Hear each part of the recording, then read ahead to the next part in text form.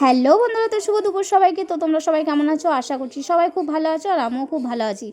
তো কাল থেকে প্রচণ্ড ঠান্ডা পড়েছে, তো ঠান্ডার কথা কিছু আর বলার নেই।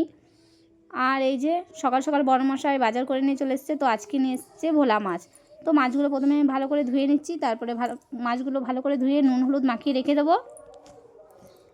আর এই যে সকাল সকাল ভাতও বসিয়ে দিয়েছি, ভাত প্রায় হয়েই এসছে।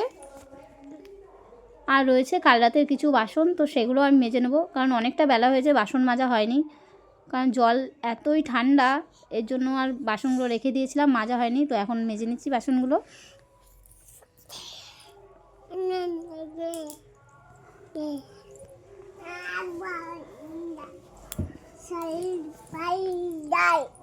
তো বাসনগুলো আবার মাজা হয়ে গেছে।